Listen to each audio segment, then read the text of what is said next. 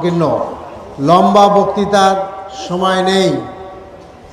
বক্তব্যের শুরুতেই আমি আজকের এই বিজয়ী মাসে স্মরণ করছি স্বাধীনতা আন্দোলনে যারা জীবন দিয়েছেন সেই সমস্ত অকুতোভয় বীরদের স্মরণ করছি।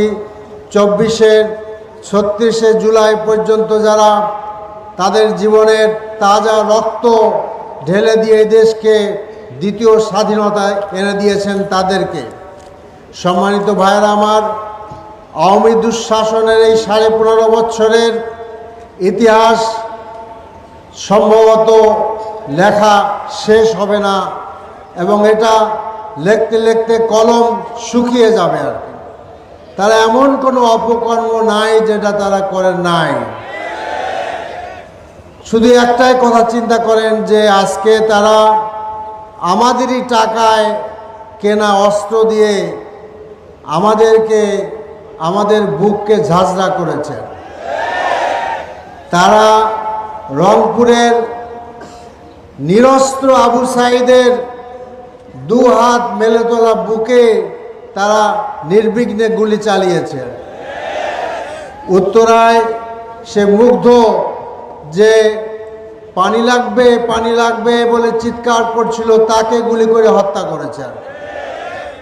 শুধু তাই নয়, এই হত্যা নৃশংসতার শেষ নেই, আমাদের আবিষ্কারের আরও বহু বাকি আছে। সেই আশুলিয়াতে হত্যা করার পরে লাশগুলোকে আগুন দিয়ে পোড়ানো হয়েছে। আমি আইন শৃঙ্খলা বাহিনীর প্রতি নিবেদন করতে চাই যে আপনারা নিজেরাই চিন্তা করে দেখুন এটা কি ধরনের নৃশংসতা। তো কাজেই এই নৃশংসতা থেকে মুক্তি করতে হলে আজকে যদি আমাদের অন্যায়, অবিচার, জুলুম, ন্যায় ইনসাফ আমরা বন্ধ করতে চাই, তাহলে একটি ন্যায়ভিত্তিক সমাজ আমাদের দরকার। আর ন্যায়ভিত্তিক সমাজ কায়েম করতে পারে একমাত্র ইসলাম। অন্য কোনো আদর্শের দ্বারা ন্যায়ভিত্তিক সমাজ কায়েম সম্ভব নয়। এদেশে বহু তন্ত্রমন্ত্রের আপনার পরীক্ষা নিরীক্ষা হয়েছে। সমস্ত তন্ত্রমন্ত্র আজকে আমরা দেখেছি যে ব্যর্থ হয়েছে আর কি। কাজেই এদেশের মানুষ যাদের ঘুম ভাঙে মুয়াজ্জিনের আজানের সুরে, তারা আজকে এদেশের কোরআনের শাসন চায়। আমরা চাই কোরআনের শাসন। সেই কোরআনের শাসন কায়েম হলে মানুষ মুক্তি পাবে, নারীরা তাদের মর্যাদা পাবে। যে সভ্যতা আজকে নারী অধিকারের নামে নারীদেরকে তারা ভোগের সামগ্রী বানিয়েছে, ইনশাআল্লাহ ইসলাম কায়েম হলে সেই নারীরা মহাসম্মানিত হবে আর কি। আমি আমার বক্তব্য আর লম্বা করতে চাচ্ছি না, শুধু একথাই বলছি যে এখনো স্বৈরাচার তার হাল ছেড়ে দেয় নেই। আমরা দেখি আনসার বিদ্রোহ, মাইনরিটি কার্ড, এইসব খেলা তারা খেলছে আর কি। কাজে আমাদের এদেশের আপামর জনগণকে অতন্ত্র প্রহরীর মতো আজকে দেশমাতকে পাহারা দিতে হবে, যাতে করে কোনো স্বৈরাচারই যেন আর ফিরে আসতে না পারে আর কি।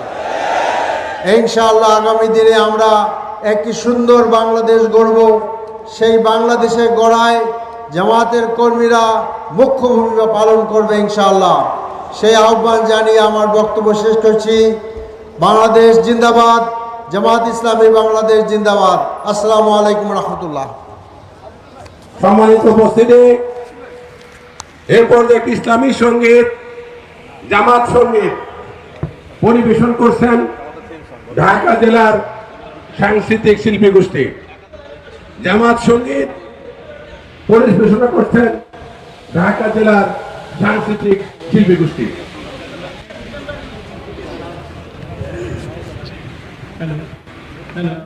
ভাই বোন এখানে যাবে।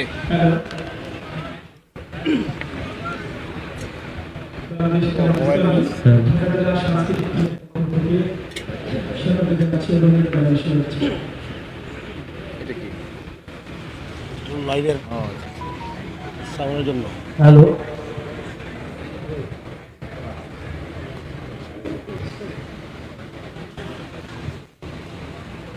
আগে দেবো আগে লাগা দেবো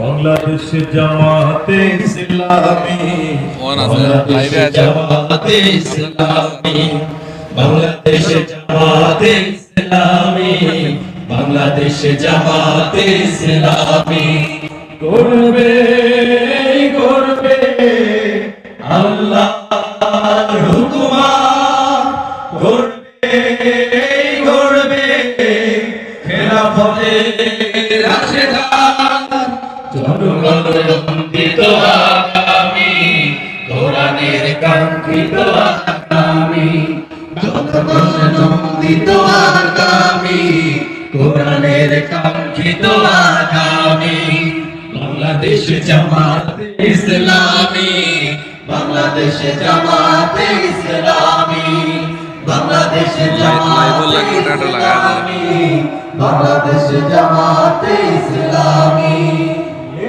নতুন কথা বলবে নদীরাদি গুণ বেগে চলবে নতুন কথা বলবে নদীরাদি গুণ বেগে চলবে বাড়ি ধারা আসবে নামি বাংলাদেশ জামাতে ইসলামী বাংলাদেশ জামাতে ইসলামী বাংলাদেশ জামাতে ইসলামী বাংলাদেশ জামাতে ইসলামী পাখিরা নতুন গান গাইবে শিশুরা নতুন প্রাণ পাইবে পাখিরা নতুন গান গাইবে শিশুরা নতুন প্রাণ পাইবে উঠবে নতুন এক সূর্য জানি বাংলাদেশ জামাতে ইসলামী বাংলাদেশ জামাতে ইসলামী বাংলাদেশ জামাতে ইসলামী বাংলাদেশ জামাতে ইসলামী সব হারা মানুষ আর কাঁদবে না ভিখারির মতো হাত পাতবে না সব হারা মানুষ আর কাঁদবে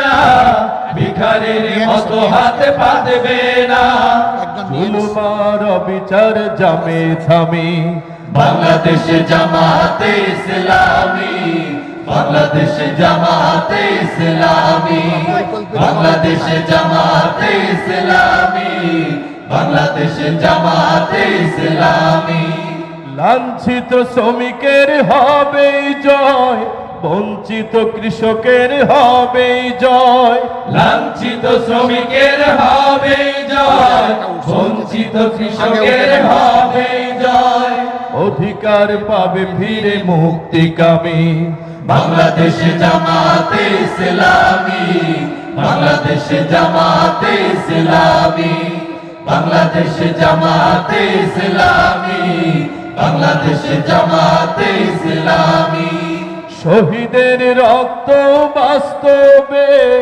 ইসলামী রাষ্ট্রের রূপ নেবে শহীদের রক্ত বাস্তবে ইসলামী রাষ্ট্রের রূপ নেবে উঠবে নতুন এক সূর্য জানি বাংলাদেশ জামাতে ইসলামী বাংলাদেশ জামাতে ইসলামী সবাই একসাথে জামাতে ইসলামী বাংলাদেশ জামাতে ইসলামী গড়বে গড়বে আল্লাহর হুকুমাত গড়বে গড়বে খেলাফতে রাশেদার জনগণ নন্দিত আগামী কোরআনের কাঙ্ক্ষিত আগামী জনগণ নন্দিত আগামী কোরআনের কাঙ্ক্ষিত আগামী বাংলাদেশ জামাতে ইসলামী বাংলাদেশ জামাতে ইসলামী বাংলাদেশ জামাতে ইসলামী বাংলাদেশ জামাতে ইসলামী আসসালামু আলাইকুম ওয়া আলাইকুম আসসালাম ওয়া রাহমাতুল্লাহ মারহাবা একটি দৃষ্টি আকর্ষণী আমাদের এই কর্মী সম্মেলনে জাতীয় পতাকা এবং জামাত ইসলামের পতাকা ছাড়া অন্য কোনো কালারের পতাকা যারা আনছেন তারা মেহেরবানি করে এই পাশে এখন একটা পতাকা উঠতেছে, জাতীয় পতাকা, জামাত ইসলামের পতাকা ছাড়া অন্য কোনো পতাকা উঠবে না। যারা এনেছেন মেহেরবানি করে খুলে ফেলেন। সম্মানিত উপস্থিতি, এর পরে বক্তব্য রাখছেন, যার বক্তব্য শোনার জন্য আমরা অধীর আগ্রহ প্রকাশ করছি। আজকের অনুষ্ঠানের সম্মানিত প্রধান অতিথি, আজকের ঐতিহাসিক কর্মী সম্মেলনে বক্তব্য রাখছেন আমির জামাত ডাক্তার শফিকুর রহমান। বক্তব্য রাখছেন আমির জামাত ডাক্তার শফিকুর রহমান।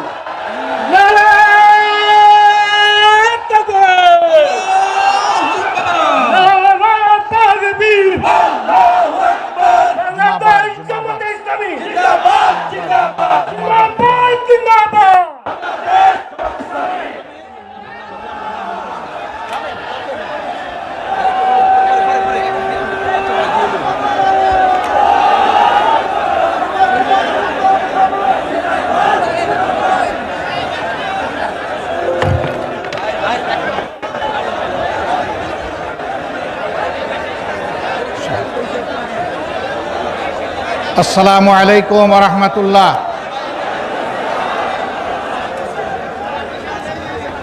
অর্ধেক সালাম আর অর্ধেক স্লোগান। আবার সালাম দিচ্ছি, আসসালামু আলাইকুম ওয়া রাহমাতুল্লাহ। আলহামদুলিল্লাহ রাব্বিল আলামিন ওয়াসসালাতু ওয়াসসালামু আলা রাসূলিহিল কারীম ওয়া আলা আলিহি ওয়া সাহবিহি ওয়া আহলি বাইতি আজমাইন, আম্মা বা'দ। বাংলাদেশ জামাত ইসলামী ঐতিহ্যবাহী ঢাকা জেলা শাখা আয়োজিত আজকের এই বিশাল কর্মী সম্মেলনের সম্মানিত সভাপতি, বাংলাদেশ জামাত ইসলামীর ঢাকা জেলা শাখার সম্মানিত আমির জনাব দেলোয়ার হুসাইন, মঞ্চে উপবিষ্ট বাংলাদেশ জামাত ইসলামীর কেন্দ্রীয় নেতৃবৃন্দ, ইসলামী ছাত্র শিবিরের কেন্দ্রীয় সভাপতি সহ নেতৃবৃন্দ, মঞ্চে বসা আঞ্চলিক এবং স্থানীয় নেতৃবৃন্দ, সমবেত সহকর্মী ভাইয়েরা, আল্লাহ তাবারক ওয়া তাআলার শুকরিয়া আদায় করছি। মৃদু শীতের আজকের এই সকাল থেকে আল্লাহ তাআলা উন্মুক্ত পরিবেশে আমাদেরকে বহুদিন বহু বছর পর এই ধরনের একটি সম্মেলন অনুষ্ঠানের তৌফিক দান করেছেন, আলহামদুলিল্লাহ।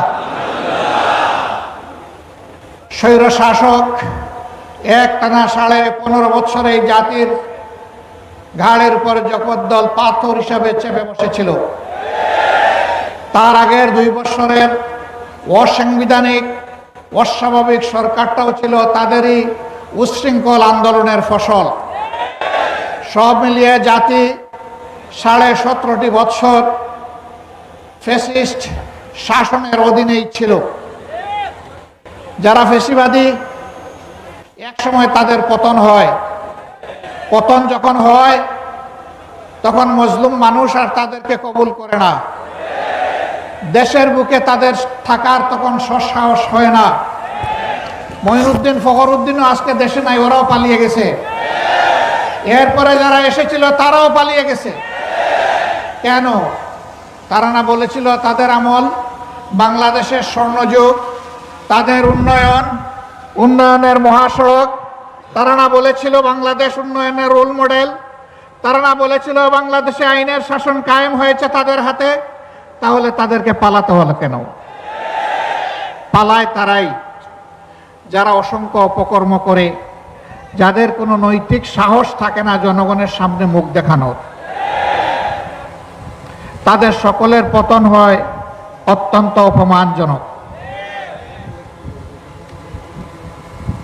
সহকর্মী ভাইয়েরা, আল্লাহ তাআলার দান, ছোট্ট একটি দেশ, প্রায় 18-19 কোটি মানুষ। এত ছোট দেশে এত মানুষ, দুনিয়ার কথাও নেই। কিন্তু এটাও ঠিক, যেই দেশের 1 ইঞ্চি জমি এমন নেই যেখানে আল্লাহ নিয়ামত দান করেননি।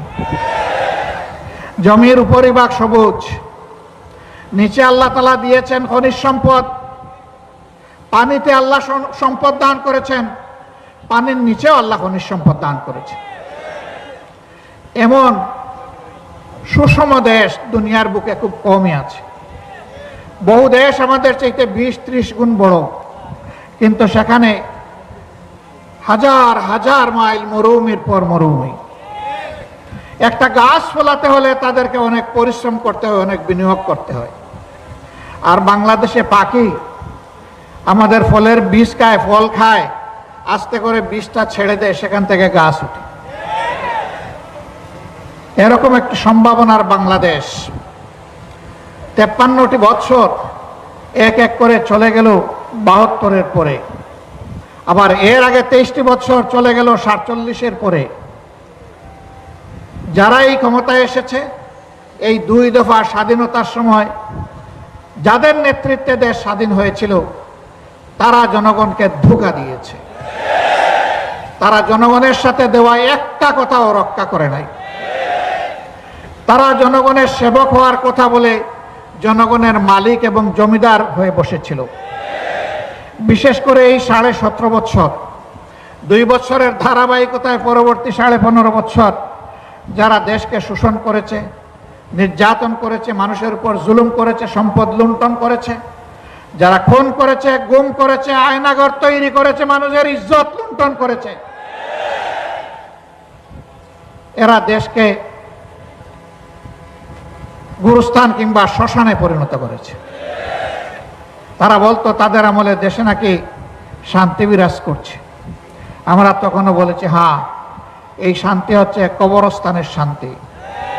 কবরস্থানে সমস্ত মৃত মানুষের নিবাস, ওখানে কারো কণ্ঠ শোনা যায় না। অর্থাৎ তারা মানবতাকে হত্যা করে শান্তি কায়েম করেছিল।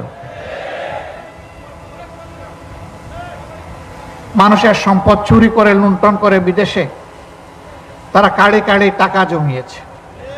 তাদের এত লিপ্সা, পেট তাদের এত বড়, সেই পেট কিছুতেই ভরে না। হ্যাঁ, আদম সন্তানের পেট ভরবে কোমরের মাটিতে। অবশ্য এটা ঠিক যে জীবন্ত থাকা অবস্থায় অনেকে কবরের স্বাদ এখন পাচ্ছে। যারা নিরীহ মানুষকে আয়নাঘরে রেখে দিন, সপ্তাহ, মাস অতিক্রম করে বছরের পর বছর অন্ধকার প্রকোষ্ঠে রেখে আজানটা পর্যন্ত শুনতে দেয়নি, আজকে তাদের পরিণতি দেখেই জাতির শিক্ষা নেওয়া উচিত। এদেশের জনগণ একটা পরিবর্তনের জন্য ছাত্রদের পাশে বুক চিতিয়ে দাঁড়িয়েছিল এই 24-এ। 47 থেকে শুরু করে, 71 থেকে শুরু করে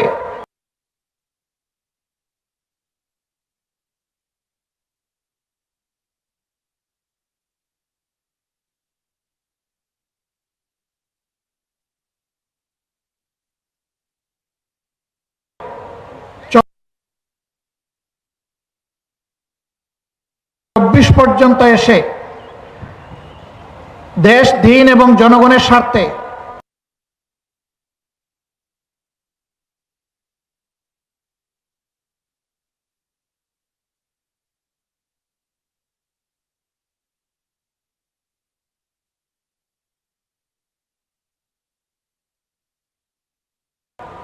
যারা জীবন দিয়েছেন, আমরা তাদের সকলের প্রতি গভীর শ্রদ্ধা জ্ঞাপন করছি। আল্লাহ তাআলার দরবারে দোয়া করি, আল্লাহ তাদেরকে শহীদ হিসাবে কবুল করুক। যারা বুক চিতিয়ে যুদ্ধ করেছেন, যে সন্তানেরা 24 সালে আল্লাহ তাআলার পক্ষ থেকে শক্তি পেয়ে একটা অসম্ভবকে সম্ভব করেছে, আমরা তাদেরকে আমাদের ভালোবাসা উপহার দিচ্ছি। আমরা অন্তরের ভিতর থেকে তাদেরকে শ্রদ্ধা জানাচ্ছি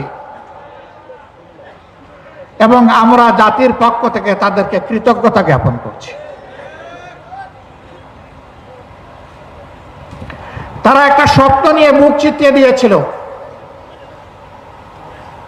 তার সন্তানদের পাশে তাদের অভিভাবকরা এসে দাঁড়িয়েছিল, যুবকদের পাশে তাদের অনুজ ভাই বোনেরা এসে দাঁড়িয়েছিল। মা তার কুলের বাচ্চা নিয়ে রাস্তায় নেমে এসেছিলেন। সাংবাদিকরা প্রশ্ন করেছিল, আপনি এটা কি করেছেন? সাংঘাতিক কাজ। এই বাচ্চা কয় মাসের? ওই মা বললেন, এই বাচ্চার বয়স 10 মাস। তো 10 মাসের বাচ্চা, অবুঝ বাচ্চাকে নিয়ে গুলির সামনে আপনি চলে এসেছেন। তিনি বললেন, বাচ্চা আমার একটি নয়, যারাই সন্ত্রাস, নৈরাজ্য, ফ্যাসিজমের বিরুদ্ধে আজকে রাস্তায় নেমেছে সবগুলো আমার বাচ্চা।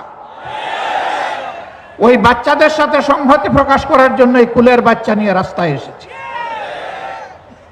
সাংবাদিক ভাই পাল্টা প্রশ্ন করেছিল, যদি গুলি এসে বাচ্চাটাকে শেষ করে দেয়, বলে যে আরো আমার যে সন্তানেরা শহীদ হয়েছে তাকেও সেই শহীদের মিছিলে আমি পাঠিয়ে দেব। 7-8 বছরের একটা শিশু উত্তরার রাস্তায় নেমে পুলিশকে তেড়ে যাচ্ছে, তার চাইতে বড়রা তাকে ধরে এনেছে, এই তুমি এটা কি করছো, তুমি এখানে এসেছো কেন? সে বলেছে, আমি আন্দোলন করতে এসেছি। কেন তুমি আন্দোলন করতে এসেছো? আমি এসেছি, এই পুলিশ আর এই সরকার আমার ভাইকে হত্যা করেছে। তোমার ভাইয়ের নাম কি? বলে যে আমার ভাইয়ের নাম আবু সাইদ। তোমার বাড়ি কি রংপুর? বলে না, আমার বাড়ি ঢাকায়। তাইলে আবু সাইদ তোমার ভাই হয় কিভাবে? বলে যে জাতির জন্য লড়াই করেছে এবং জীবন দিয়েছে, তাই সে আমার ভাই, আমার প্রিয় ভাই। বলে তুমি চলে যাও। ধমক দিয়ে বলে, হেই মিয়া, আপনি কি আমাকে এখান থেকে সরাই দেওয়া? এই ছিল সেদিন বাংলাদেশের চিত্র। তারা কেন রাস্তায় নেমে এসেছিল? স্লোগান তাদের একটাই ছিল, উই ওয়ান্ট জাস্টিস। আমরা ন্যায় বিচার চাই, আমরা বৈষম্য চাই না। সমাজ বৈষম্যে পরিপূর্ণ হয়ে আছে। যে বৈষম্য 17.5 বছরে তৈরি হয়ে গিয়েছিল, একটা জঞ্জালও এখনো সমাজ থেকে যায়নি। কেন? স্বৈরাচার তো পতন হয়ে গেল, ওরা তো পালিয়ে গেল দেশ থেকে, অথবা গুহায় আশ্রয় নিয়েছে, কিংবা জেলখানায় তাদের এখন ঠিকানা হয়েছে। তাহলে আমরা কেন মুক্ত হতে পারলাম না? এর জবাব 18 কোটি মানুষের চোখের সামনে আছে, আমি বলতে গেলাম না। স্বৈরাচার পালিয়ে যাওয়ার পরে স্বৈরাচারের অপকর্মের উত্তরাধিকার যারা বহন করবেন তারা জাতির বন্ধু হতে পারেন না। আমাদের যে 2000-এর মতো সন্তান সন্ততি জীবন দিয়েছে, অনুরূপ অপকর্ম কেউ করলে তারা সেই জীবনের সাথে, রক্তের সাথে আমানতদারি রক্ষা করবেন না, তার উল্টাটা করবেন। আমাদের সন্তানেরা রাস্তায় নেমেছিল চাঁদাবাজি বন্ধ করতে, দখলদারি বন্ধ করতে, জুলুম বন্ধ করতে। চাঁদাবাজি, দখলদারি এবং জুলুম কি বন্ধ হয়েছে?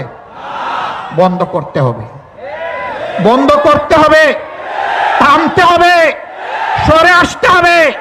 আমাদের সন্তানেরা এই জন্য রক্ত দেয় নাই, কারো ফলস জমিদারি তৈরি করার জন্য রক্ত দেয় নাই। চাঁদাবাজি এবং দখল বাণিজ্যের চাইতে ভিক্ষা করা উত্তম। ভিক্ষায় কোনো দোষ নাই। আপনি মানুষের কাছে চাইবেন, আল্লাহ মানুষের অন্তরে দয়া পয়দা করে দিবেন, মানুষ আপনার দিকে হাত বাড়িয়ে দিবে। ভিক্ষা করা না জায়েজ নয়। যদি কেউ লোভের বশবর্তী হয়ে ভিক্ষুক সাজে সেটা ভিন্ন, কিন্তু প্রয়োজনের তাগিদে যদি কোনো কাজ না পেয়ে, উপার্জনের কোনো ঠিকানা না পেয়ে কেউ যদি ভিক্ষা করে, এটা কোনো দোষের কাজ নয়। আমরা আমাদের কর্মীদেরকে বলেছিলাম, আমরা সবচেয়ে বড় মজলুম সংগঠন। আমাদের মতো কোনো দলের 1 থেকে 11 জন শীর্ষ নেতাকে স্বৈরাচারী সরকার খুন করে নাই। আমাদের শীর্ষ নেতৃবৃন্দকে খুন করেছে। আল্লাহ গুলাম আজম রাহিমাহুল্লাহ থেকে শুরু করে মৌলানা আব্দুল খালিক মন্ডল রাহিমাহুল্লাহ পর্যন্ত, আল্লামা দিলাওয়ার হোসেন সাইদি রাহিমাহুল্লাহ পর্যন্ত যারা চলে গেলেছেন, তাদেরকে আল্লাহ তাআলা হযরতে হামজা রাদিয়াল্লাহু তাআলা আনহুর মিছিলের সদস্য হিসাবে কবুল করুন। আমাদের শত শত সহকর্মীকে খুন করা হয়েছে, খুন করা হয়েছে শিশুকে, খুন করা হয়েছে বৃদ্ধ বৃদ্ধাকে, খুন করা হয়েছে আমার ভাইকে, খুন করা হয়েছে আমার বোনকে। আমরা সেই মজলুম সংগঠন অন্যায়ভাবে হিংসা করে যাদের নিবন্ধন কেড়ে নেওয়া হয়েছে, লোগো প্রতীক কেড়ে নেওয়া হয়েছে, আমরা সেই মজলুম সংগঠন, একমাত্র মজলুম সংগঠন যাদের সবগুলো অফিস কার্যত সিলগালা করে বন্ধ করে দিয়েছে। আমরা সেই মজলুম সংগঠন পতনের সময় দিশাহারা সরকার শুধু যাদেরকে নিষিদ্ধ ঘোষণা করেছে, এই জুলুমগুলো আর কারো উপরে হয়নি। এত খুন, এত শাহাদাত, এত পঙ্গুত্ব, এত লাখ লাখ হাজার হাজার মানুষের কারাবরণ, এই সমস্ত কিছু বুকে নিয়ে 5 আগস্ট আমরা বলেছিলাম আমরা আল্লাহ তাআলার শুকরিয়া আদায় করি, আলহামদুলিল্লাহ। বাংলাদেশের জনগণের, মজলুম জনগণের প্রতি আল্লাহ তাআলার এটা রহমত, আল্লাহ তাআলার এটা উপহার। কেউ কল্পনা করে নাই 5 তারিখ এমন একটা পরিবর্তন হয়ে যাবে। আমি ছাত্রদের কথাও জানি, তারাও কল্পনা করে নাই 5 তারিখে এই পরিবর্তন হবে। এই অসম্ভবকে সম্ভব করেছেন আল্লাহ রাব্বুল আলামিন। আমরা তাই প্রথমত আমাদের সহকর্মীদেরকে, তারপরে নির্বিশেষে পুরা দেশবাসীকে আহ্বান জানিয়েছিলাম আল্লাহ তাআলার এই নিয়ামতের শুকরিয়া আদায় করার জন্য আসুন আমরা শান্ত থাকি, ধৈর্য ধরি এবং দেশ গঠনে অংশগ্রহণ করি। আলহামদুলিল্লাহ, আলহামদুলিল্লাহ, এত বড় একটা পরিবর্তন, এত জুলুম নির্যাতনের পরে, পরিবর্তনের পরে একটা দেশে যা হয়, সম্প্রতি ইতিহাসে বিভিন্ন দেশে যা হয়েছে তার কিছুই বাংলাদেশে হয়নি। আওয়ামী লীগের এক নেতা বলেছিলেন আমরা ক্ষমতা থেকে নামলে 2 দিনের মধ্যে আওয়ামী লীগ এবং তার সহযোগী অঙ্গ সংগঠনের 5 লক্ষ লোককে প্রতিপক্ষের লোকেরা খুন করবে। এই কথা বলে বলে ওদেরকে ভয় দেখিয়ে মেরে কুটে যে কোনো মূল্যে ক্ষমতায় থাকার জন্য ওদেরকে মারমুখী করে রেখেছিল। মনুষ্যত্ব বিসর্জন দিয়ে ওদের ভিতরে পশুত্ব ঢুকিয়ে দিয়েছিল। আল্লাহর রহমতে 5 লক্ষ তো দূরের কথা, 5 জন মানুষও নিহত হয়নি। ওরা কাণ্ড জ্ঞানহীন হায়ানা হতে পারে, কিন্তু বাংলাদেশের মানুষ দায়িত্ব জ্ঞান সম্পন্ন। তারা দায়িত্ব জ্ঞানের পরিচয় দিয়েছে, তারা পরিচয় দিয়েছে তারা দেশকে, জনগণকে ভালোবাসে। যারা শেষ দিন পর্যন্ত ক্ষমতার মানুষ খুন করার হুকুম দিয়েছে, মানুষ খুন করেছে, তারা প্রমাণ করেছে তারা দেশকেও ভালোবাসে না, জনগণকেও ভালোবাসে। তারা শুধু গদিকে ভালোবাসে, লুটপাটকে ভালোবাসে, চুরি চামারিকে ভালোবাসে, দেশের সম্পদ বিদেশে ট্রান্সফার করাকে ভালোবাসে। তারা তাই প্রমাণ করেছে। প্রিয় সম্মানিত ভাইয়েরা, একটা ধ্বংসস্তূপের উপর বাংলাদেশ এখন দাঁড়িয়ে আছে। ব্যাংক, বিমা সেক্টর, কর্পোরেশন সব কিছু এরা উজাড় করে গেছে, মাটির সাথে ধসিয়ে গেছে। এরা এখন, এদের চেলারা এখন মাঝে মাঝে দেখি অনলাইনে এসে মাথা উঁচু বলে যে আমরা না স্বর্গে ছিলাম, এখন পড়ে গেলাম অন্য জায়গায়। হ্যাঁ, স্বর্গ তোমাদের জন্য ছিল, এটা সঠিক, আর বাংলাদেশের মানুষের জন্য এটাকে তোমরা বানিয়েছিলে নরক। তোমাদের ওই স্বর্গ আর তোমাদের কাছে ফিরে আসবে না। এখন বাংলাদেশের মানুষের কাছে কিভাবে স্বর্গ ফিরে আসে সেই চেষ্টাই আমরা করে যাব ইনশাআল্লাহ।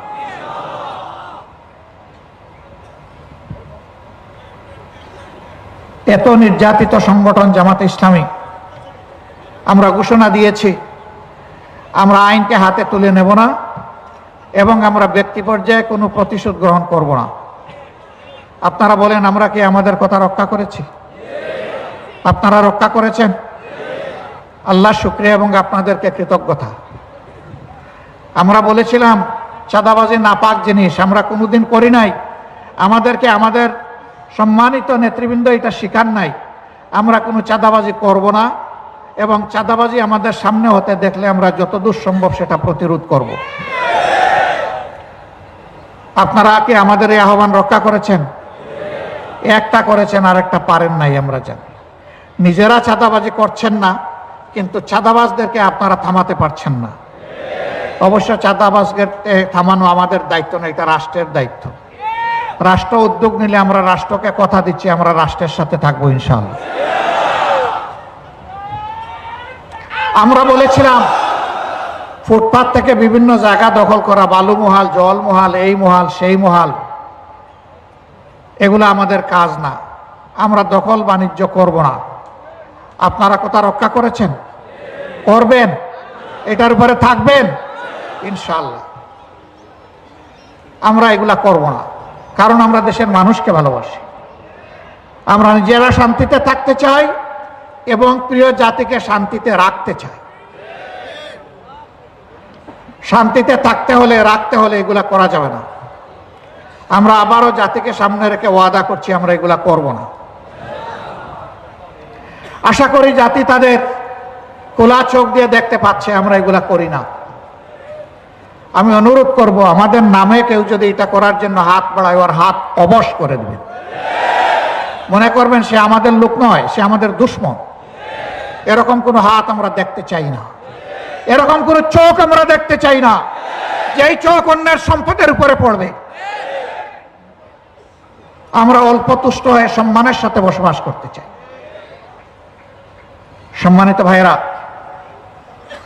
আমরা কথা দিচ্ছি জনগণের ভালোবাসা নিয়ে আল্লাহ তাআলা যদি আমাদেরকে এ দেশের দায়িত্বের জন্য কবুল করেন, আমরা দেশ এবং জাতিকে আল্লাহর কোরআনের ভিত্তিতে ন্যায় বিচার উপহার দেব ইনশাআল্লাহ। সেই দিন রাষ্ট্রের শাসকও বিচারের তলোয়ারের নিচে তাকেও থাকতে হবে। তিনি অন্যায় করলে রাষ্ট্র তাকে ক্ষমা করবে না, বিচার বিভাগ তাকে ক্ষমা করবে না। ইসলামের সোনালী ইতিহাস তাই বলে। একটা রাজ্যের গভর্নর, খলিফা তাকে ডেকেছেন, ডেকে এনে সম্মানের সাথে বলছেন, এ দায়িত্ব আপনার আর পালন করতে হবে না। বলেছেন যে আমি সংশোধন হতে চাই, আমার দোষটাকে আমাকে বলুন। খলিফা বলেছেন, আমি খবর পেয়েছি আপনাকে যেদিন আমি গভর্নর নিয়োগ করেছিলাম সেই দিন আপনার যে অবস্থা ছিল, সম্পদ ছিল, সহায় ছিল, তা নাকি এখন একটু বেড়ে গিয়েছে। আপনি যে ভাতা পান রাষ্ট্রের কোষাগার থেকে, বায়তুল মাল থেকে, সেই ভাতায় তো কোনো সুরত আপনার জীবন চলার কথা আমার মতো, আপনি উদ্বৃত্ত করলেন কিভাবে? তিনি বললেন যে বিভিন্ন জায়গা থেকে উপঢৌকন এসেছে, সেইগুলা গিয়ে আমি অত্যন্ত। খলিফা বলেছেন, আপনি যদি ওই জায়গায় না থাকতেন আপনাকে কে কেউ উপঢৌকন দিত? উনি ছোপ বললেন যে এখন আপনাকে সরায় দেওয়া হলো, দেখি কে আপনাকে একটু উপঢৌকন দেয়। এটি হচ্ছে ইসলামী রাষ্ট্র। এটা কাউকে ক্ষমা করবে না, কারণ মুখ দেখে সিদ্ধান্ত নেবে না, বরঞ্চ কোরআনের নীতি দেখে সিদ্ধান্ত নেবে ইনশাআল্লাহ। এ রাষ্ট্র কায়েম হলে দল ধর্ম নির্বিশেষে সমস্ত মানুষ তার জীবন, তার সম্পদ, তার ইজ্জতের নিরাপত্তা পাবে। সে নিরাপত্তা পাবে বেঁচে থাকার সম্মানজনকভাবে, গ্যারান্টি পাবে তার মেধা বিকাশের, গ্যারান্টি পাবে তার মেধা এবং যোগ্যতা অনুযায়ী হাতে কাজ পাওয়ার। রাষ্ট্র দেখবে না কে কোন ধর্মের, কে কোন দলের, রাষ্ট্র দেখবে এই কাজের জন্য সে যোগ্য কিনা। সম্মানিত ভাইয়েরা,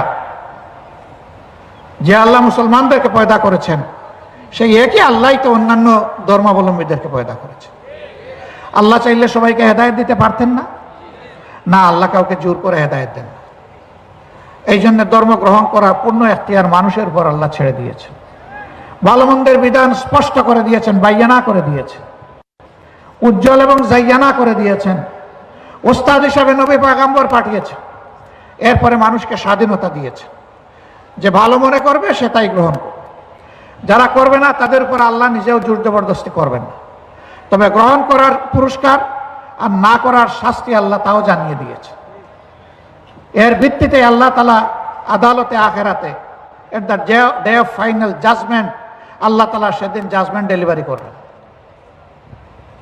সেদিন তার ইনসাফ সকলের জন্য হবে। আল্লাহ কারো উপর সামান্য চুল পরিমাণ কোনো বেইনসাফি করবেন। তবে হ্যাঁ, আল্লাহ তাআলা ইনসাফের অতিরিক্ত কাউকে যদি মহব্বত করে ইহসান করতে চান, তাহলে অনেক পাপীকেও আল্লাহ তাআলা ক্ষমা করে দিয়ে জান্নাতে দিতে পারবেন, সেখানেও বাধা দেওয়ার শক্তি কারো থাকবে না। এই জন্যই তিনি আল্লাহ, এই জন্যই তিনি সমস্ত সৃষ্টির স্রষ্টা। সেই মহান স্রষ্টা যে বিধান দিয়েছেন, দিয়ে বলতেছেন যে এইটাই তোমাদের জন্য কল্যাণকর, মানবতা এখানেই শান্তি এবং ইজ্জত পাবে, নিরাপত্তা পাবে। আল্লাহর সার্টিফাইড করা সেই বিধানই আমরা, বিধানের দিকেই মানুষকে আমরা ডাকি। এর বাইরে আমাদের মন গড়া কোনো তন্ত্রমন্ত্র মতবাদের দিকে আমরা ডাকি না। বলবেন যে এই যে সোনার রাষ্ট্র আপনারা কায়েম করার ওয়াদা দিচ্ছেন, এরকম সুন্দর সুন্দর ওয়াদা তো ক্ষমতায় যাওয়ার আগে সবাই দেয়, কিন্তু ক্ষমতায় গেলে যে ভুলে যায়। আপনারা যে ভুলবেন না তার গ্যারান্টি কি? এ প্রশ্ন তো আসতেই পারে, আসতে পারে না? হ্যাঁ, গ্যারান্টি আছে। গ্যারান্টি আগামীর নয়, গ্যারান্টি যেটা হয়ে গেছে ওইটা দিয়েই প্রমাণ করতে হয়। 53 বছরের স্বাধীন বাংলাদেশের ইতিহাস, দুইজন মন্ত্রী এমন ছিলেন, তাদের অসংখ্য শত্রু ছিল, আদর্শিক শত্রু। মিথ্যা অপবাদ দিয়েছে, গালিগালাজ করেছে, মিথ্যা অভিযোগে ফাঁসিও দিয়েছে। কিন্তু এই তিনজন তিনটা মন্ত্রণালয়ে যখন দায়িত্ব পালন করেছেন, তারা মাইক্রোস্কোপ টেলিস্কোপ দিয়ে কোনো অপরাধ অথবা কোনো দুর্নীতি আবিষ্কার করতে পারেননি। এই দুইজনের 4 হাতের 20 আঙ্গুল ছিল পরিচ্ছন্ন, স্বচ্ছ, জড়জড়ে। কোরআনের কর্মী যারা বনে, তাদের চরিত্র এমনই হয়। আমরা যেহেতু কোরআনকে নিয়েই, আমরা নই, আমরা আল্লাহর কোরআনকে রাষ্ট্রের সংবিধান হিসাবে প্রতিস্থাপন করতে চাই। এই জন্য এই রাষ্ট্রের খাদেম যারা হবে, আলহামদুলিল্লাহ, তাদের হাতও আল্লাহ তাআলা এইভাবে পরিচ্ছন্ন রাখার ব্যবস্থা করবেন। আমরা আল্লাহর কাছে সেই সাহায্য চাই। আমরা কথা দিচ্ছি, যদি আল্লাহ তাআলা এই দায়িত্ব আমাদেরকে দেন, আমরা সেবক হব, মালিক হব না। আমরা হব আল্লাহর গোলাম আর জনগণের সেবক। আমরা আল্লাহ ছাড়া এই রাষ্ট্রে কাউকে ভয় করব না, এবং এই রাষ্ট্রের জনগণকে আল্লাহ ছাড়া কাউকে ভয় করতে হবে না। অমুক এসে জাপটা মারবে, তমুক এসে দখল করবে, অমুক আমাদের ঘাড়ে ধরবে, অমুক আমাদের মাথার উপরে উঠবে, এ রাষ্ট্রের নাগরিকদেরকে এই ধরনের দুশ্চিন্তা করতে হবে না। কারণ আল্লাহ যাদের পক্ষে থাকেন, আল্লাহ নিজেই বলছেন যে রাব্বুল আলামিন কি করবেন? তিনি মওলা হিসাবে যথেষ্ট। হাসবুনাল্লাহু নি'মাল ওয়াকিল।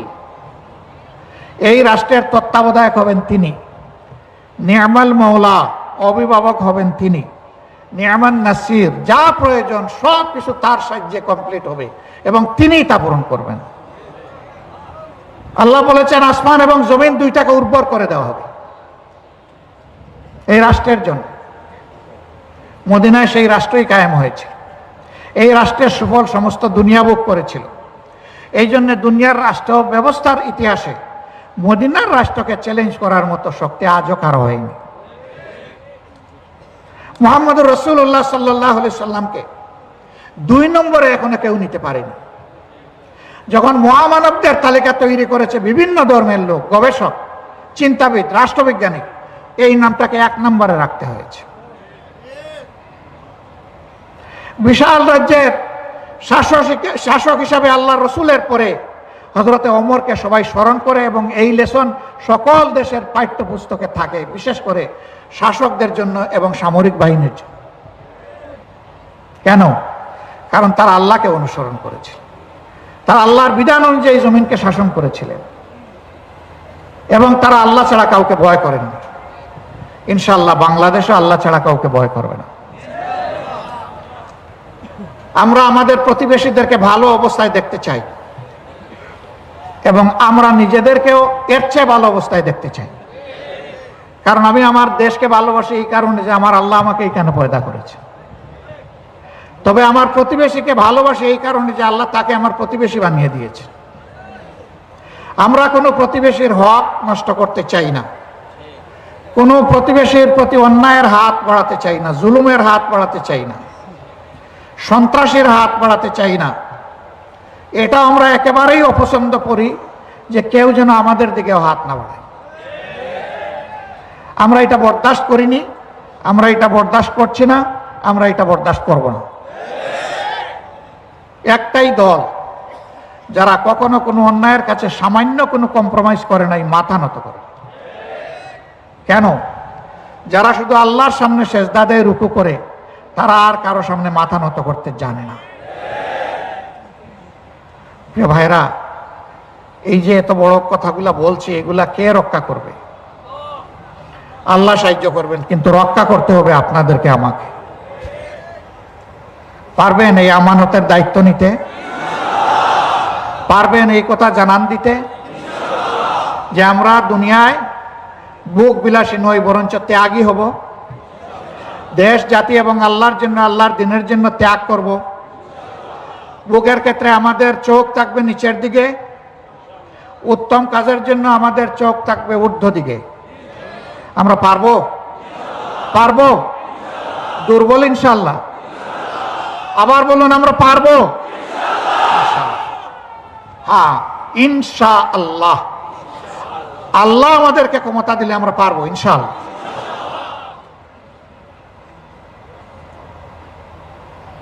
সংগ্রামী সহকর্মীবৃন্দ, এখন যারা দেশের দায়িত্বে আছেন, তারা একটা বিপ্লবের ফসল, একটা গণ অভ্যুত্থানের ফসল। তারা জোর করে ক্ষমতায় বসেননি। তাদেরকে আপামর জনগণ, মজলুম জনগণ, নির্যাতিত জনগণ, বিপ্লবী জনগণ তাদেরকে এই দায়িত্ব দিয়েছে। তাদের কাছে রক্তের আমানত, অসংখ্য পঙ্গু ভাই বোনের আমানত। তাদের কাছে এই দেশের মজলুম জনগণের আমানত।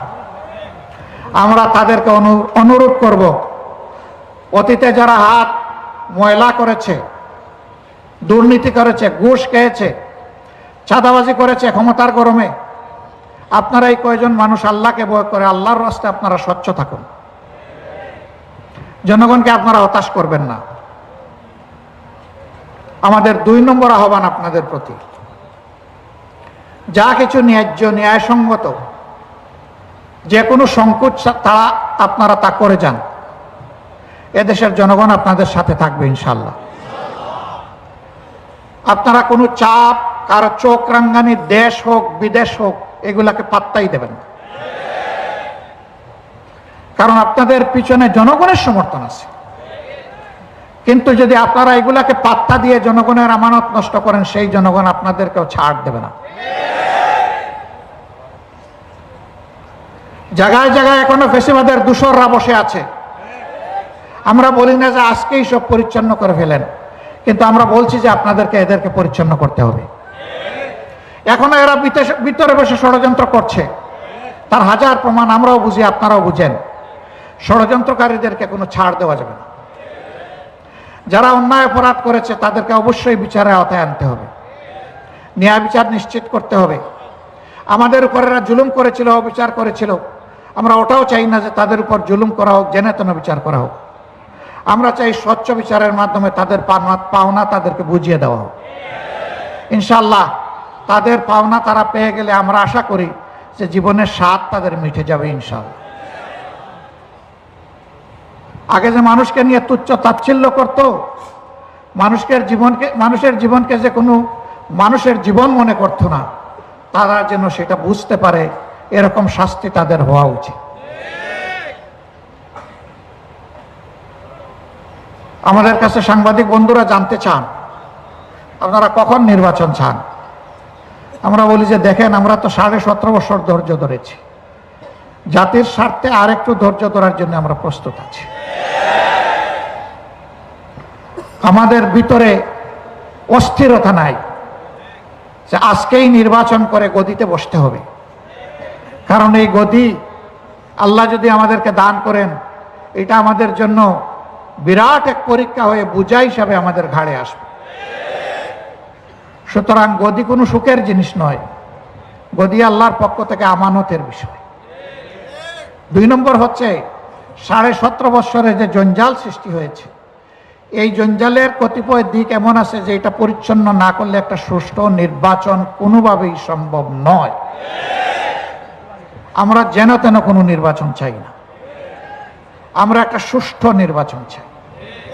আমরা আবার লাঠি, মাসুল এবং মানি প্রভাবিত কোনো নির্বাচন আমরা চাই না। এখানে আমাদের মেসেজ একেবারে, বার্তা একেবারে স্পষ্ট। বলবেন তাইলে কি আরো 17.5 বছর অপেক্ষা করবেন? না, তাও না।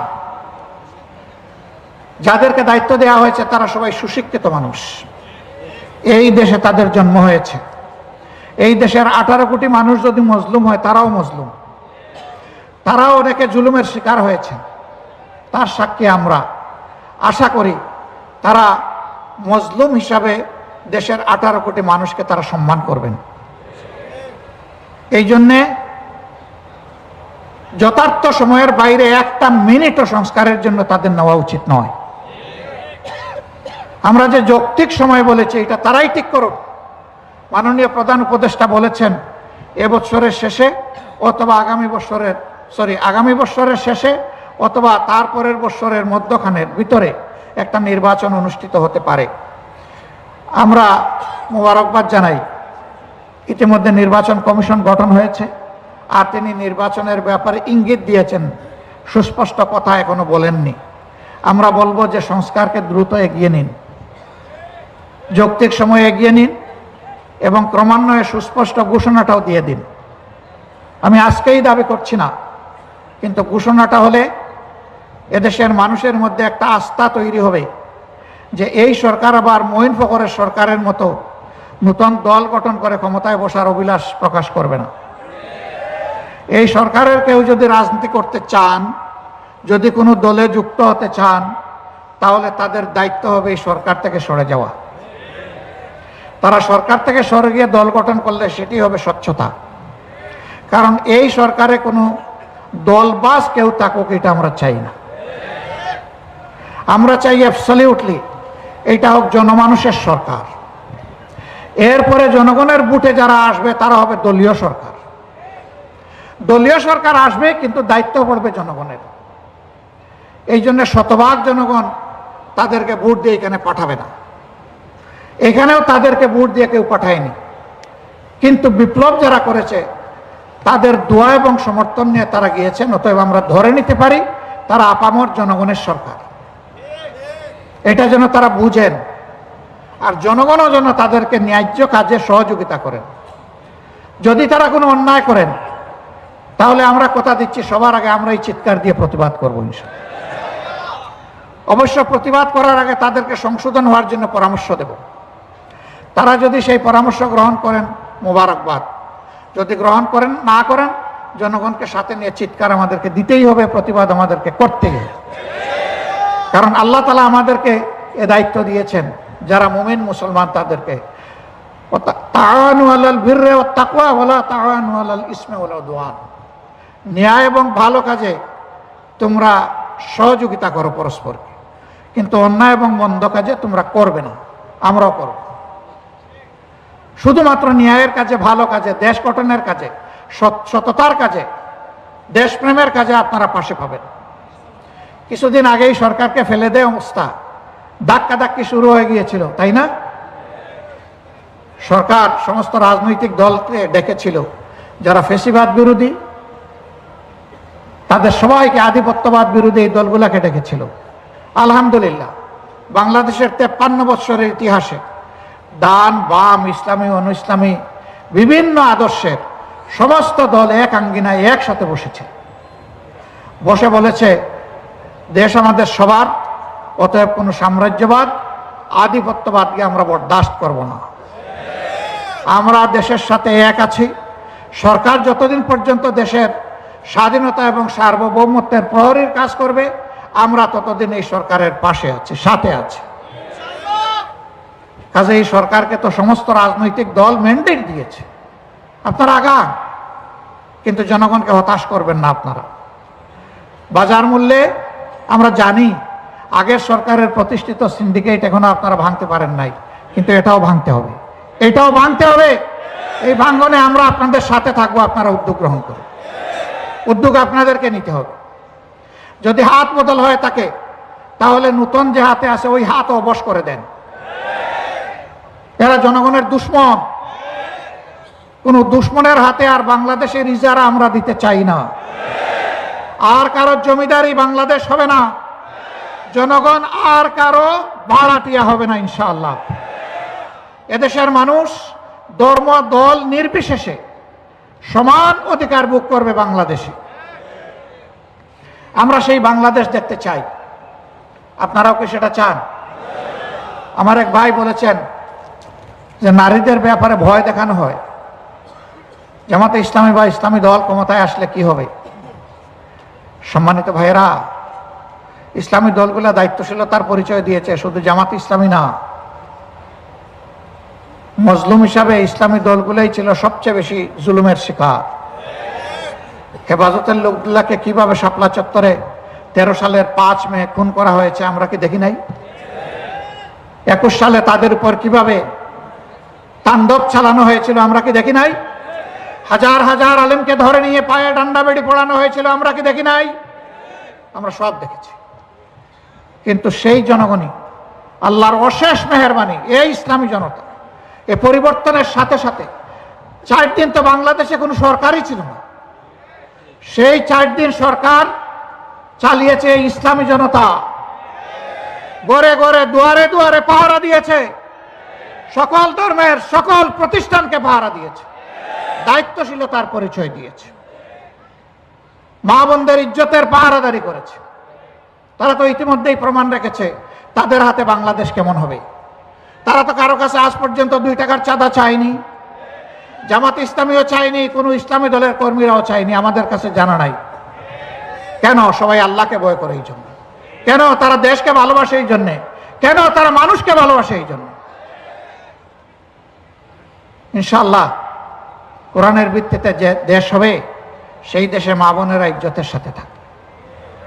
আমরা ঘোষণা দিয়েছি, মাদেরকে দেখবো আমাদের মা হিসাবে, বোনদেরকে দেখবো আমাদের সহদরা বোন হিসাবে, আর যারা আমাদের চাইতে ছোট, আমাদের মেয়েদের সমান, তাদেরকে দেখবো আমাদের ঔরসজাত মেয়ের মর্যাদায় ইনশাআল্লাহ।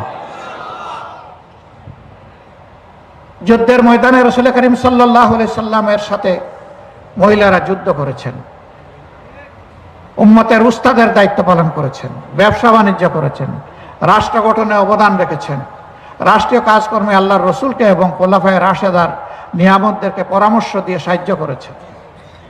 আমাদের রাষ্ট্রেও ইনশাআল্লাহ যে রাষ্ট্র কোরআনের রাষ্ট্র হবে, সেই রাষ্ট্রে মহিলারা এই মর্যাদায় ভোগ করবেন ইনশাআল্লাহ।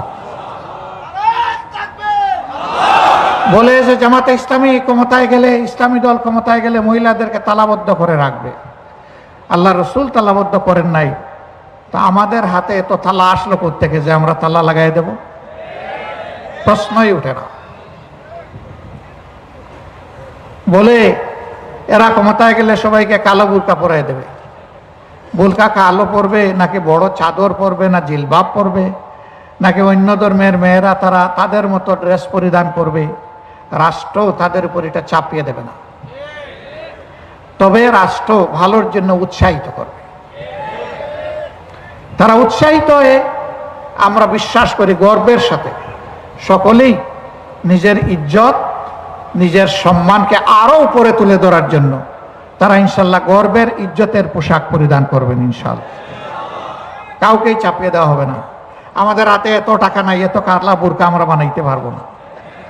মিনিমাম তো আমাদেরকে 9 কোটি বুরকা বানাতে হবে, এত টাকা নাই আমাদের। এটা আমাদের কর্মসূচি নয়, টাকা থাকলেও না। এগুলা ভীতি সৃষ্টি করার জন্য করা হয়। এক সাংবাদিক আমাকে জিজ্ঞেস করেছে যে আপনারা ক্ষমতায় গেলে দেশ কি আফগানিস্তান হবে না পাকিস্তান হবে? আমি না, দেশ তো বাংলাদেশই থাকবে। তা আফগানিস্তানও হবে না পাকিস্তানও হবে। আল্লাহ বাংলাদেশকে যেন বাংলাদেশ হিসাবেই আমাদের বুকে রাখেন, সেইটাই আমরা চাই। সম্মানিত সহকর্মীবৃন্দ, আজকে আপনারা চলে যাবেন। আপনাদের কাছে 4টা আমানত রাখতে চাই। এই আমানত গ্রহণ করতে আপনারা কি রাজি আছেন? শুকরান। 1 নম্বর আমানত, আমরা যত চিন্তা করব, কথা বলবো, কাজ করব, সব করব সহি নিয়তে ইনশাআল্লাহ, শুধু আল্লাহ তাআলাকে খুশি করার জন্য। শুধু আল্লাহর দেওয়া দায়িত্ব জমিনে আল্লাহকে ভয় করে পালন করার জন্য। তাহলে 1 নম্বর আমানত আপনাদের কাছে যে আমরা সকল বিষয়ে সহি নিয়ত আমরা অনুসরণ করব, লালন করব ইনশাআল্লাহ। 2 নম্বর, জ্ঞানের পরিধি বৃদ্ধি করতে হবে, কারণ আল্লাহ তাআলার কিতাবের প্রথম আয়াতটাই জ্ঞান দিয়ে শুরু হয়েছে, ইকরা বিস্মি রব্বিকাল্লাযী খলাক। আল্লাহ আমলের আয়াত দিয়ে, জিহাদের আয়াত দিয়ে, সুবিচারের আয়াত দিয়ে আল্লাহ এটা নাজিল করেন নাই, কারণ সকল আমলের জন্য প্রয়োজন স্বচ্ছ জ্ঞানের, যথার্থ জ্ঞানের, নির্ভুল জ্ঞানের। সেই জ্ঞানটা আল্লাহর দেওয়া জ্ঞানের ভিত্তিতে হবে, কোনো নির্লজ্জতার জ্ঞান হবে না, মানুষকে কষ্ট দেওয়ার জ্ঞান হবে। অতএব জ্ঞানের পরিধি আমাদের সম্প্রসারিত করতে হবে, এই কাজে আমাদেরকে মনোনিবেশ করতে হবে। জ্ঞানে যারা শ্রেষ্ঠত্ব দুনিয়ায় যখনই অর্জন করেছে, দুনিয়ার পরিচালনার ভার আল্লাহ তাদের হাতে দিয়েছে। জ্ঞানে গরিব থেকে, ফকির থেকে দুনিয়ার ভার নেওয়া যাবে না, সম্ভব নয়। অতএব জ্ঞান বিকাশে আমাদেরকে মনোযোগী হতে হবে। 2 নম্বর। 3 নম্বর, ন্যায়সঙ্গত কাজ করতে গেলে সামনে বাধা আসবে, চ্যালেঞ্জ আসবে, ভয় পাওয়া যাবে না। চ্যালেঞ্জকে হাসি মুখে কবুল করতে হবে, আল্লাহর পর ভরসা রাখতে হবে, সাহসিকতার সাথে সামনে এগিয়ে যেতে হবে। কারেজ, সহি নিয়ত, উইজডম। তৃতীয়টা হচ্ছে কারেজ। আমরা আল্লাহ ছাড়া আর কোনো কিছুকে পরোয়া করব না, পরোয়া করব শুধু পরওয়ারদিগারকে ইনশাআল্লাহ। আর যা জীবন চলার পথে আবর্জনা হিসাবে আসবে, চ্যালেঞ্জ হিসাবে, সেইগুলাকে অপসারণ করার জন্য, সাফ করে দেওয়ার জন্য আল্লাহ যেন শক্তি দেন, ওই শক্তি যা দিলে সব আবর্জনা সাফ হয়ে যায়। 4 নম্বর হচ্ছে আমাদেরকে পরিশ্রমী হতে হবে। পরিশ্রমী ছাড়া কোনো জাতির কপাল বদলায় না। প্রথম 3টা আছে, কিন্তু অলস জাতি, এদের কপাল বদলাবে না। আমরা নিজে পরিশ্রমী হব, আমাদের জাতিকে ইনশাআল্লাহ পরিশ্রম। এই জাতিকে পরিশ্রমী করার জন্য আমাদের 2য় দফা আমরা প্রথমে বাস্তবায়ন করব। আমরা জাতিকে নৈতিকতা সমৃদ্ধ এই জীবনে শ্রেষ্ঠত্ব অর্জন করার জন্য শিক্ষা তাদের হাতে তুলে দেব ইনশাআল্লাহ। এই শিক্ষা থেকে ডাকাত বের হবে না, চোর লুটেরা বের হবে না, খুনি বের হবে না, ঐশী তৈরি হবে না, আয়নাগর পয়দা হবে না। এই শিক্ষা হবে নৈতিকতা সম্পন্ন, দায়িত্ববোধ সম্পন্ন শিক্ষা। আর এই শিক্ষিত হয়ে যারা বের হবে, তাদের শিক্ষার পাঠ চুকানোর সাথে সাথে তাদের উপযুক্ত কাজটি তাদের হাতে চলে আসবে। এই জন্য প্রত্যেকটি যুবকের কাজ, হাত হবে কর্মীর হাত ইনশাআল্লাহ। এই যুবকদের হাত দিয়েই আমরা বাংলাদেশ, আগামীর বাংলাদেশ গড়তে চাই। অতএব আমরা যুব সমৃদ্ধ একটা বাংলাদেশ দেখতে চাই। এই পটেনশিয়াল ফোর্সের হাতে আমরা বাংলাদেশ তুলে দিতে চাই। যারা মুরব্বী তারা কি মন খারাপ করছে? আপনারাও যুবক, বয়স যাই হোক, 80 হোক, 90 হোক, কোনো সমস্যা নেই। যুবক থাকবেন, নিয়ত করেন, আল্লাহর কাছে দোয়া করেন, বলবেন যে আমি নিয়ত করলেই কি আমার সাদা দাড়ি কালো হয়ে যাবে নাকি? না, সাদা দাড়ি কালো হবে না, কিন্তু আপনার মন যদি যুবক থাকে, দাড়ি, চুল, ভ্রু কোন দিকে গেল খেয়াল করবেন না, চালায় যান। আপনি যুবক।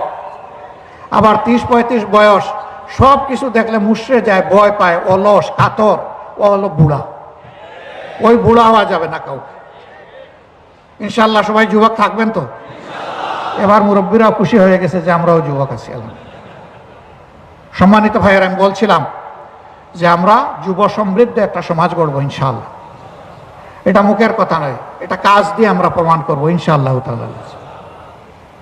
এই দেশ তখন হবে বিশ্বের একটা শ্রেষ্ঠ দেশ, যেই দেশে দুর্নীতি অচল, ঘুষ খাওয়া অচল, চাঁদাবাজি অচল, কারো ইজ্জতের উপরে হাত দেওয়া অচল, এবং কোনো অপরাধ করলেন তার উপরে দণ্ড প্রয়োগ হওয়া অবশ্যম্ভাবী। সেই দেশটাই দুনিয়া আমরা উপহার দিতে চাই। এই জাতি একদিন মর্যাদার জাতি হিসাবে বিশ্বের দরবারে মাথা উঁচু করে দাঁড়াবে। আজকের কথাগুলোর সাক্ষী হয়ে গেল বিশ্ববাসী এই মিডিয়ার সুবাদে। আমি মিডিয়াকে সাক্ষী রাখলাম, আপনারা আপনাদের আর্কাইভে এই কথাগুলো আপনারা হেফাজত করবেন। যদি এর কোনো বিচ্যুতি দেখেন আমাদেরকে ধরে দেবেন, আমাদেরকে ছাড় দেবেন। আর যদি ভালো কিছু দেখেন তাহলে আপনাদেরকে আমরা সঙ্গে চাই। এমন একটা সমৃদ্ধ বাংলাদেশ, একটা বৈষম্যহীন ন্যায়ভিত্তিক বাংলাদেশ, সত্যিকারের একটা শান্তি এবং সোনার বাংলাদেশ গঠন করার জন্য আমরা এই মিডিয়ার মাধ্যমে প্রিয় দেশবাসীকে, তাদের কাছে আমরা ভালোবাসা চাই, তাদের দোয়া চাই, সমর্থন চাই, সহযোগিতা চাই, তাদেরকে আমরা পাশে চাই, তাদেরকে আমরা বুকে চাই, সাথে চাই। আল্লাহ তাআলা সবাইকে ভালো রাখুন, এ দেশের উপর আল্লাহ রহমত নাজিল করুন, শান্তির ফয়সালা আল্লাহ তাআলা দান করুন। সত্যিকার অর্থে আমাদের স্বাধীনতার ফসল আমাদের জনগণের ঘরে ঘরে পৌঁছে দেওয়ার তৌফিক আল্লাহ তাআলা দান করুন। সবাইকে ধন্যবাদ। আল্লাহ হাফিজ। বাংলাদেশ জিন্দাবাদ, বাংলাদেশ জামাতে ইসলামী জিন্দাবাদ। আসসালামু আলাইকুম ওয়া রাহমাতুল্লাহ।